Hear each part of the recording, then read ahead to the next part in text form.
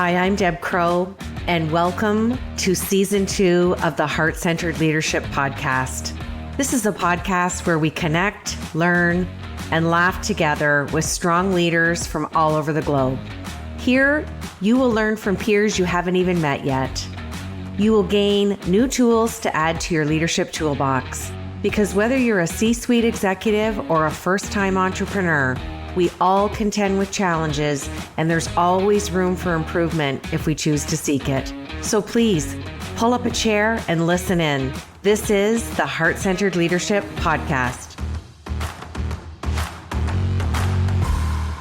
You know, we are sitting today doing this recording. It's February 1st, and I know we're not going to be putting this wonderful episode out till next month, but it's all encompassing to me that I've had lots of people this week say to me, are you going to do something for February that's heart-centered?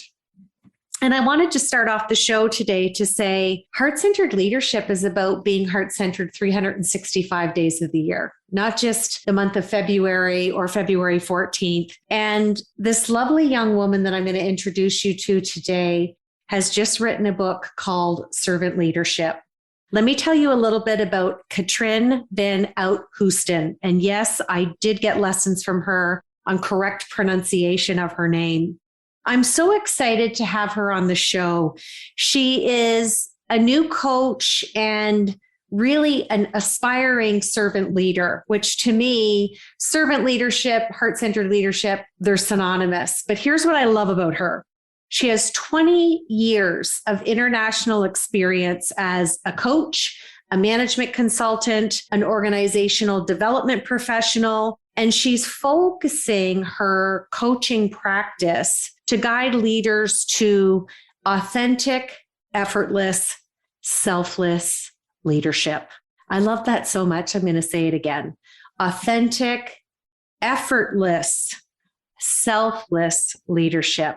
She uses a unique online approach, and she applies 16 tested practices from her own world wisdom traditions. So, Katrijn, welcome to the show. Thank you so much for having me. I am so delighted. And I wanted to tell you, I bought your book on Kindle. Congrats. I'm clapping my hands for you now as a fellow heart-centered servant leader, your new friend in Canada. I love how your book flowed. We're going to put the description and the link in the podcast episode description for everybody to go grab an actual book or the Kindle version. And my leadership questions today, I want them to paint a trajectory because you've had such a beautiful transition from graduating from postgraduate degree to what led you to where you are now. And I'm so excited to ask you these questions. So are you ready? Of course. All right. Okay. So my first question is, when I look at your academic choice and completion of school, how has your academic pursuits in law and mediation, how did that lead you down the rabbit hole to have the interest and pursuit of servant leadership? I am so excited to hear this answer. Well, it's a long one. I'll try to keep it short. So I ended up studying law for reasons unknown to myself. I just ended up doing that because I didn't really have a good alternative. And I figured out quite quickly that I was a very bad lawyer.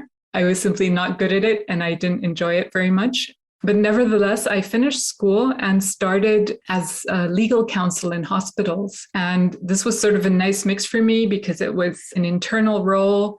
And it was involved with ethics and patient rights and things that spoke to my idealist heart. And soon I found myself going more into project management and being more interested in how people work together than in the actual legal stuff. So this moved more into organizational development roles. And I tried some consulting. So I wanted to see the other side, not just the internal nonprofit and healthcare side. It sort of ended up being 20 years almost in various organizational development and change management roles. But I often ended up in executive staff to executive roles, discussing and working on how we could improve the way people work together.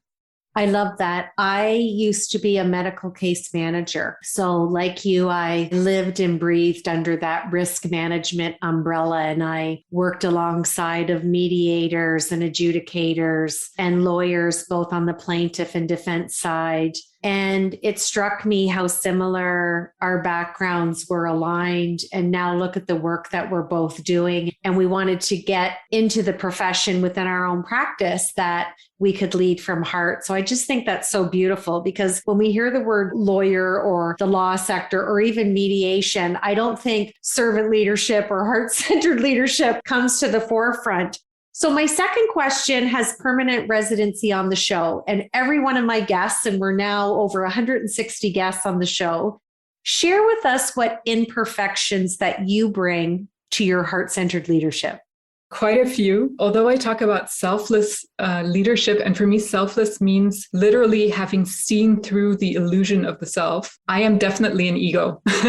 So that's always what I try to be very clear about. This doesn't mean that we get rid of our egos or that they disappear or that we make them very small and humble. It just means that we're able to see that we're more than that. So imperfections, a boatload, my whole arrogant, stuck-up ego that I bring to the table. And I think that has also something to do with growing up an expat in Thailand and seeing 40 different cultures, being very mature, at a very young age due to this international exposure. And this kind of stayed with me. And those are imperfections that in working together with others, I really had to transcend because they often got in the way. And even my idealism, the thing we were just talking about, and this desire to help people work together and improve others and the organization was very much, let's say, not really on eye level. So there was some arrogance in that too, quite often. I love your candidness on that. And I'm sure a lot of listeners are going to relate to that. My next question, I want to kind of spend a little bit of time talking about organizational development, because it was again, a natural transition for you in your leadership trajectory to be chief of staff at Paderborn University. And just a little qualification here, chief of staff, it's a big, big role to undertake. You're working behind the scenes. You brought forth your transferable skills as a mediator, mediating disputes and being that problem solver before it gets to the C-suite executive level. It's the gatekeeper of all, if you will. So share with us all those transferable skills that you brought from your time as a lawyer, your time in mediations, conflict resolution, all of that packaged into that chief of staff. What did you learn during your tenure in that role? What was present in servant leadership, or what did you really notice was missing and it led to your transition to where you are today? I know it's a loaded boat question, but it's so full of richness that I'm excited to hear from you. Well, I hope I give a coherent answer to that. I was actually at the age of 27, I was also the youngest general counsel, chief of staff, mixed role in the Dutch Cancer Institute before I then transferred to the University of Paderborn in Germany in a similar role. So these were all similar roles where I was part legal, part chief of staff type of advisory to the president or the CEO. And what I noticed most of all was the politics, the posturing, the ego within both this hospital and university, which are nonprofit organizations where either the students or the patients are supposed to come first.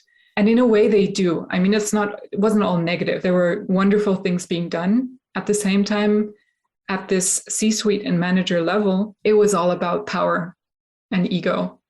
How do I get my status and position and ambitions pushed through? On the other hand, that's also how things got done in these organizations. So I think for me personally, there was this constant mix of, I don't like this. I want the world to be different, the idealist side. Okay, but how can I deal with reality? How can I have influence in these roles and work for good, do something, be a servant leader, help others progress and work together without falling into this political swamp?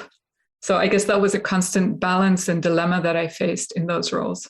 I'm so glad that you framed it the way you did. And wasn't it interesting that you kept having that tug and that pull to, again, have your own self-awareness, and then it guided you back into probably the servant leader you've always been. Just such an interesting trajectory. This question I have asked only of you because I'm dying to hear your answer. And because you're a servant leadership and we have similar backgrounds, do you feel that servant leadership has been brought to the forefront with the global climate? Or do you feel that we're going back to basics and this is where leadership actually really started in history? Well, so for me, the current discourse around servant leadership has come back via the agile discussion. So the Scrum and Agile worlds have brought servant leadership back to the forefront. But the whole discussion, as I hear it now, is all about servant leadership as a moral imperative or an invitation to be this type of benevolent others first person. And nobody really tells you how to get there. So even the original Robert Greenleaf literature is very aspirational. These are the qualities you're supposed to have. And then they say, good luck, become like Mahatma Gandhi or whatever it is, whoever your ideal is, and try to emulate that. So I think the push at the moment is from, yes, we need these inspirational characters. We need these servant leaders on the scene. And at the same time, there's this bit of sarcasm or cynicism that nobody can live up to this anyway. So there's an undertone of servant leadership is ridiculous because it's not practical and nobody can live up to it. Again, both sides. And it's beautiful because we get to sit in the mediator chair and go, hold on a minute, this can be done. And I love that you anchored it back to what you said, that agile behavior and looking at Scrum Masters and the discussion of bringing it back into servant leadership. There's many leaders who have said to me over the last decade, servant leadership, heart leadership. Yeah, people might like you, but they won't respect you. What an opportunity for a great conversation. I love it.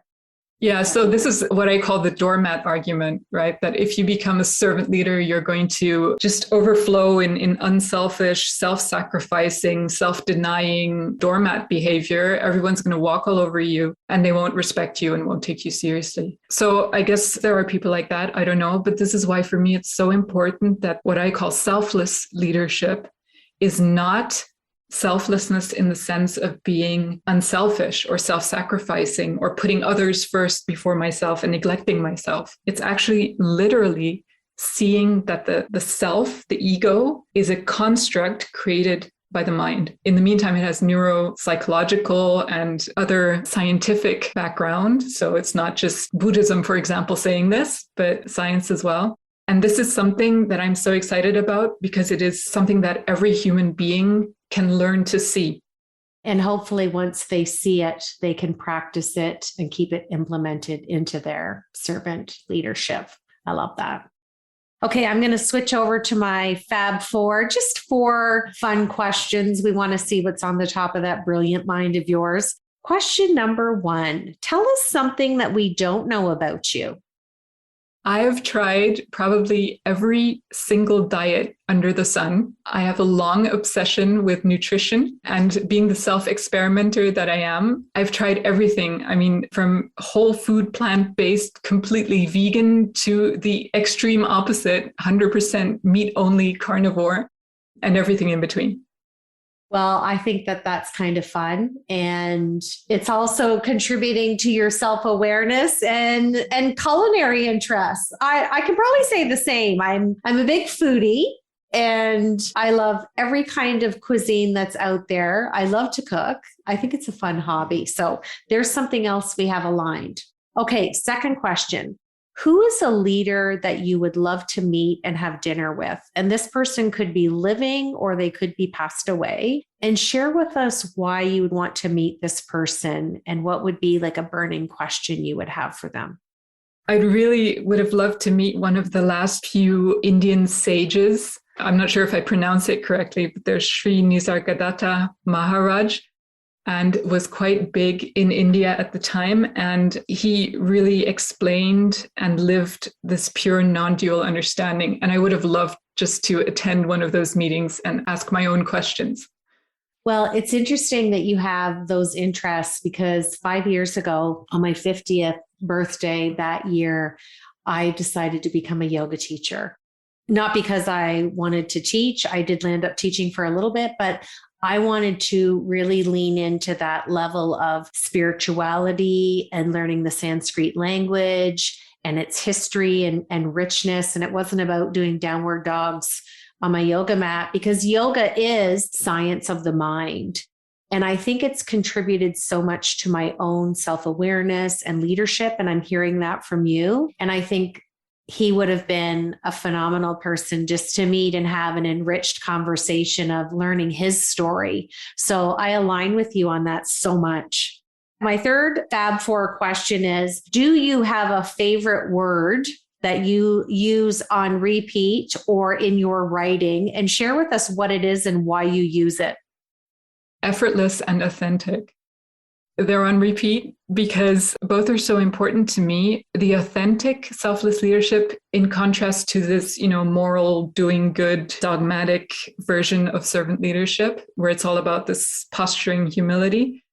And effortless, because it's so important for me that this is the type of service, selfless service, that flows.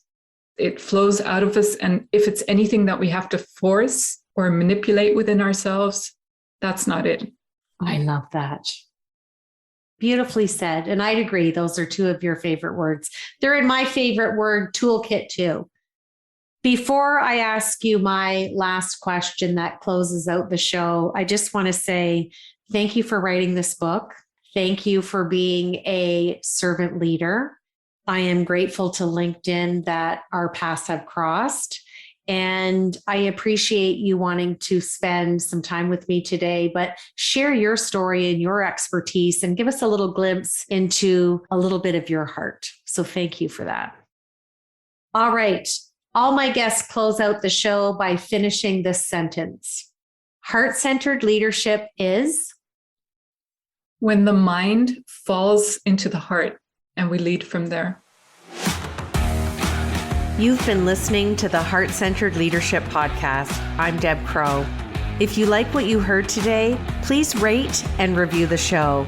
And I'd love it if you'd visit my website at debcrow.com, where you can sign up for my newsletter and get access to the Heart-Centered Leadership Toolkit, all free of charge. Thanks for your time, and we'll see you again.